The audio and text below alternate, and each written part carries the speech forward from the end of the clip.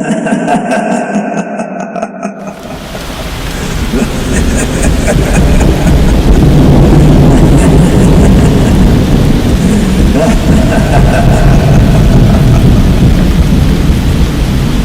Iron Butt Association is an association dedicated to safe, long-distance, endurance motorcycle riding.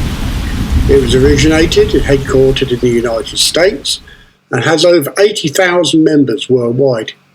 One of the Iron Butt Association's more popular slogans is, "The world is our playground." The Iron Butt Association UK hold many long-distance events every year, including certified rides such as the Insane Full Monty, where riders ride the length of the country between Land's End and John O'Groats, clocking up well over 2,000 miles in less than 48 hours. They also hold various other rallies, social gatherings and group rides, as well as some special events such as the RBLR1000. So let's have a closer look at the RBLR1000 and try to address some of the questions you may have about it, especially if you're considering taking part, of course.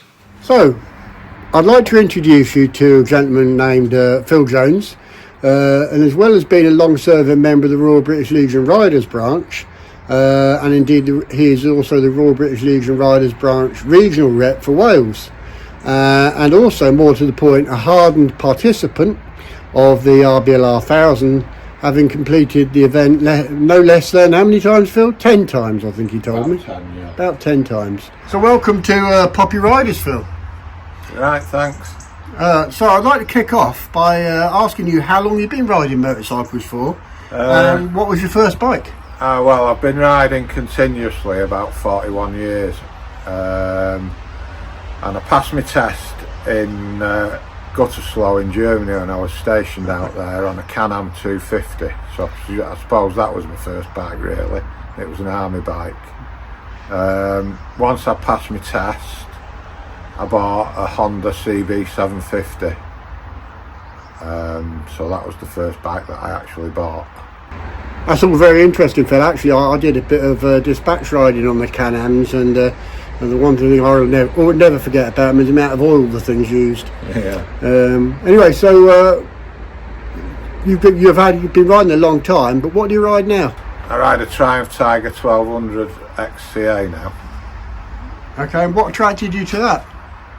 I just fancied a change. I'd ridden a lot of cruisers previously, and I took a Tiger out for a test ride one day.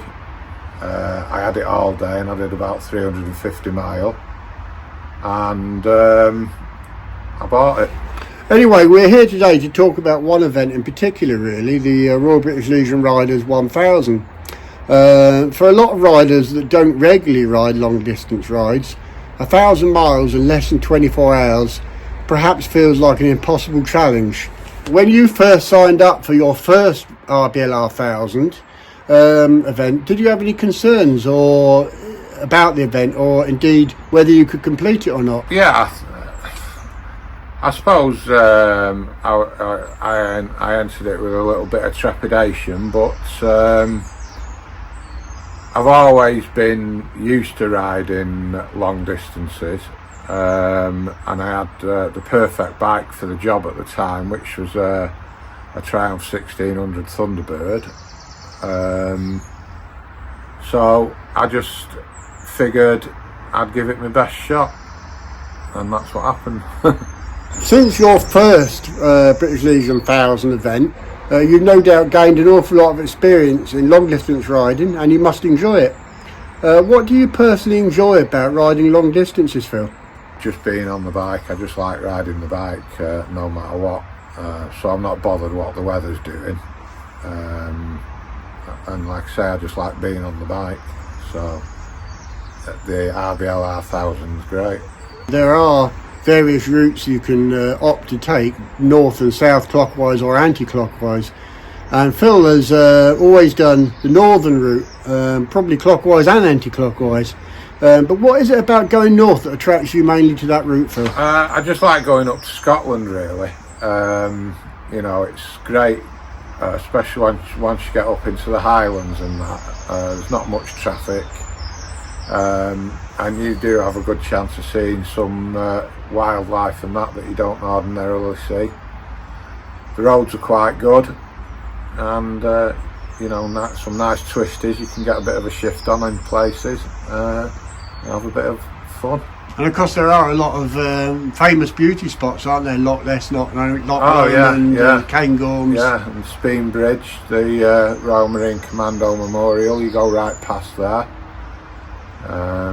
So yeah, it's great. The event stipulates that you must complete the 1,000 miles in less than 24 hours. And I know that some people do worry that they won't have times for stops, for breaks, for drink, food, going for a wee and things like that. In fact, I did the RBLR1000 last year, and that was probably my main concern. Where would I stop for food and drink, and would I have time? So tell me then, Phil, how do you plan your fuel and break stops? I always bring food and drink with me, because you don't want to be eating too much, but you do need to be drinking plenty to keep hydrated. The last thing you want to be doing is getting dehydrated while you're riding the bike. So what I tend to do is I tend to ride about 200 miles, then stop, fill up, have a drink, maybe have a sausage roll or a pork pie or something, and then jump on and get going. So stopping twice for short stops, and then when I get up to Fort William I have about half an hour, bit of a chance to stretch out and that, a bit of a relax and that, and then the rest of the stops again, short stops. Probably have half an hour at Dreghorn on the way back, and then another 2 short stops. And I think it's important to reiterate that brakes are very important, aren't they? Yeah. Even if you're just getting off the bike to stretch your legs, you know, or have a wee or something at the side of the road. It is important, because otherwise you end up getting too fatigued, and that's when things start to go wrong. Especially as it's later on, when it's starting to get a little bit dark and stuff like that. You know, you need to be a bit more wary then. Especially in the remote places where there's a good chance that animals and things will be running out in front of you, so you do need to be on the ball. So it is important that you stop and take stock of it. And you know, if you take 24 hours, you take 24 hours, so be it. I take about 18 and a half. Yeah, because it's not a race, is it? No, it's not a race. The aim is to complete it in less than 24 hours. So as long as you do that, if it takes you 23 hours and 59 minutes and 59 seconds, you've still done it in less than 24 hours. And that's what the aim of the game is. So of course nobody who enters an event such as this wants to fail to complete it. The Iron Butt Association UK have got some fantastic information on their website, with hints and tips how to prepare yourself, how to prepare your bike and things like that before you set out on a 1,000-mile ride. But obviously you've got a lot of experience in it, Phil. What hints and tips would you give anybody considering doing the RBLR1000? I suggest if you've not done it before, you need to get a few long distance rides under your belt before you do it, where you're not stopping every few miles for a fag and that. Try and get some long motorway rides in, you know, and try and do some riding at night. Most of us tend to do most of our riding during the day, but don't forget, if you're out for 24 hours, even though it's in the middle of summer, it is going to go dark, and if you're not used to riding in the dark, it can be quite testing, especially on your eyes and that, when your eyes are starting to get a little bit tired. So get some good rides in. Make sure you've serviced your bike, or if you don't do it yourself, have it serviced by somebody that knows what they're doing. Make sure everything's up to scratch. I always take a puncture repair kit with me, because you never know when you're going to get a puncture. And make sure you've got breakdown recovery in case the worst does happen and you do need to be recovered because you've broke down. And I also think, looking back, from when I first did it to now, I've got a little bit fitter because I've been doing a lot more walking and that, and that seems to be making it easier for me.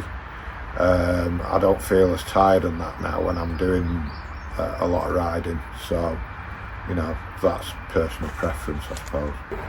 It's all very well saying take food and water and, you know, puncture repair kits and all this kit, but you don't have endless amounts of room on some motorcycles for taking loads of kit with you.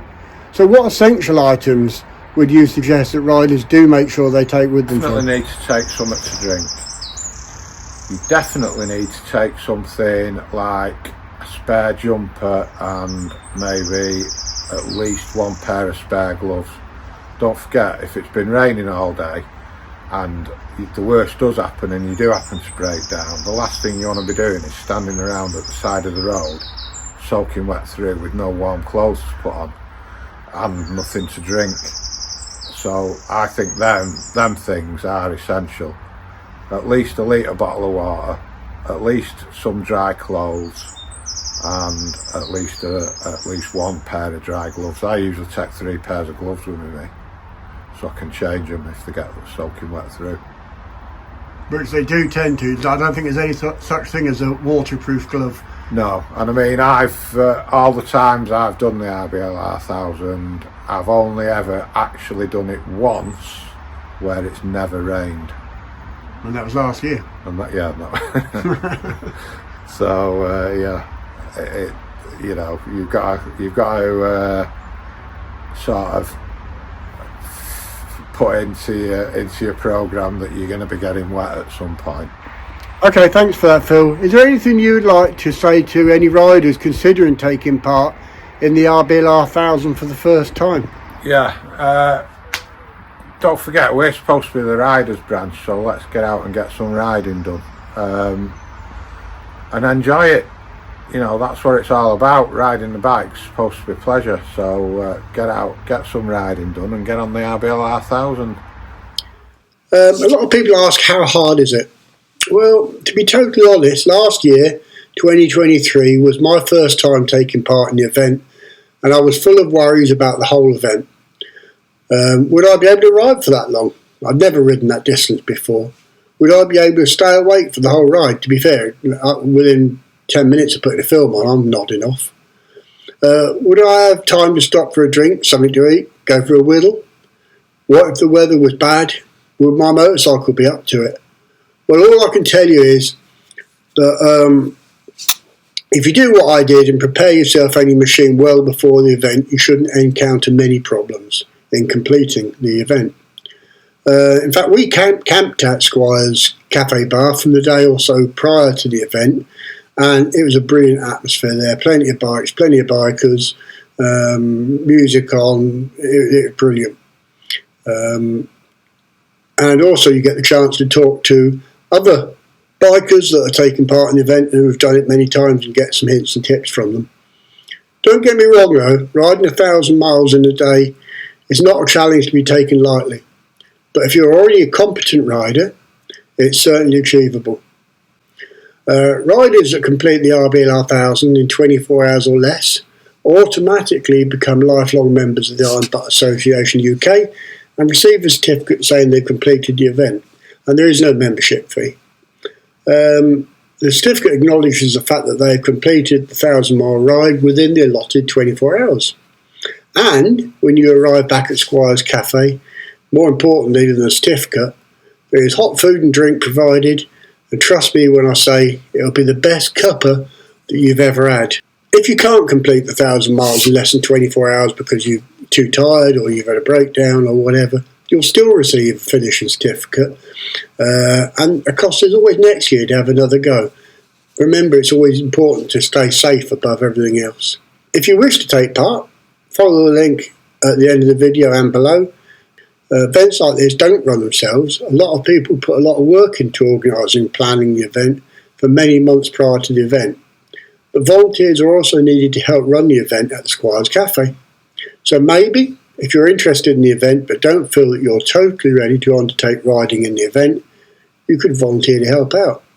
So for more information on that, follow the link shown below and in the info on the video. Also, very interestingly, the Iron Butt Association UK are attempting to set a world record by having 400 plus riders complete a 1,000-mile ride at the same time. The current world record was set in the USA in 2009 when 382 riders successfully completed a 1,000-mile ride inside 24 hours. So, if you fancy the kudos of being part of a world record and beating the Yanks at their own game, then all you need to do is sign up, take part, and get some of your buddies to join in as well. So come on, why not get involved either by riding one of the routes and raising funds for the Poppy Appeal or helping as a volunteer. Whichever you do, your involvement is going to be very much appreciated, and more importantly, you're really going to enjoy it, and that's a promise.